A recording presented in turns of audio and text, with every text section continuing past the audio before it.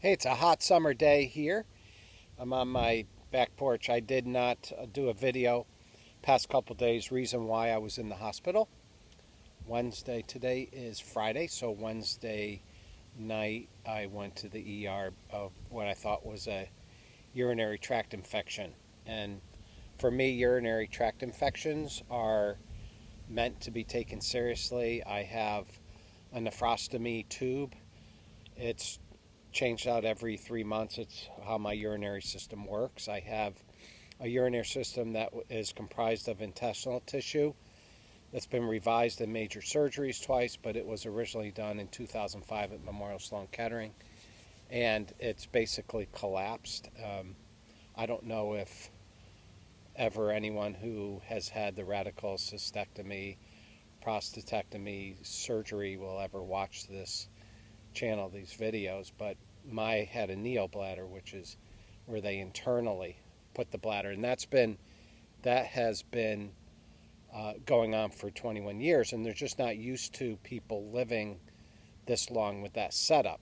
Because I was a young man when I had it done, 43, and with high grade bladder cancer, especially metastatic, people don't live. So here I am with this urinary system that's basically collapsed, and so the only way now, I have one marginally functioning kidney.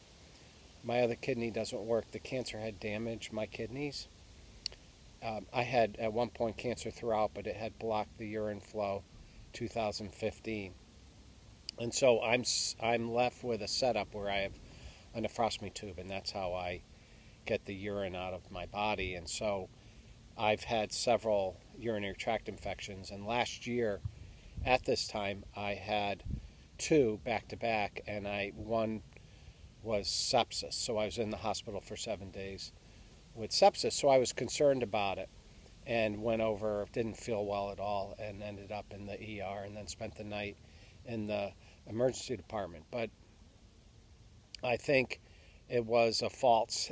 The blood work so far is okay. My WBCs are all right, but I'm still waiting for the blood culture and the urine culture to come back to see if it grows anything.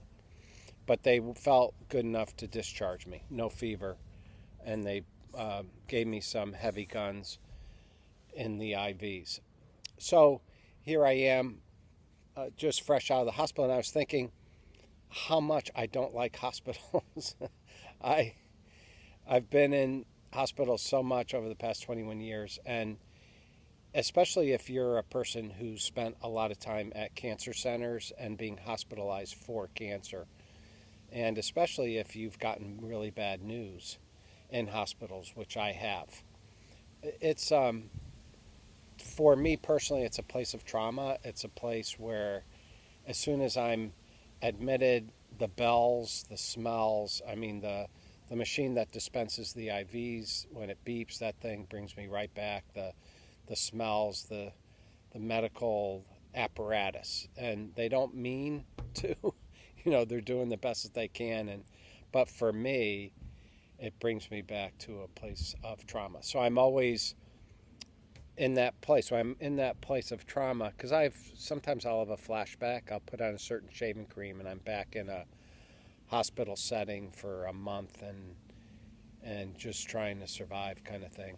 And so when I receive flashback and those feelings that I have, it's important for me to remind myself of where I am and the fact that I have survived quite a bit, but also the fact of, again, I did a video last week about a higher power and how much help it is to be able to name a higher power and to place my situation into the higher power's hands. In my case, Jesus, I place my situation into his hands. I had my girlfriend who's a nurse with me, which is helpful because she and I get along well, and we try to find humor in lots of things. But in those quiet moments in the hospital setting, hooked up to everything, I have to have some prayerful time of recognizing what I'm feeling and then surrendering it to my higher power. and really trusting that He has my best interests in mind and heart, and so that's how I do it. I put my faith and trust in Jesus. I don't even know how many nights it's been, but anyway, I am happy to be out.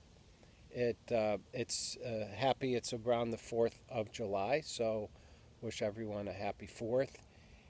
And if you are home and you are well enough not to be in a hospital, to count your blessings. I am. I'm grateful, right? It's living one day at a time, enjoying one moment at a time. This is the Serenity Prayer, accepting hardship as a pathway to peace. So acceptance and surrender and living one day at a time and enjoying one moment at a time. So today, I'm not in the hospital. I'm enjoying one moment at a time, and I feel good. Yes, I'm doing my antibiotic routine, but I feel good. So happy 4th.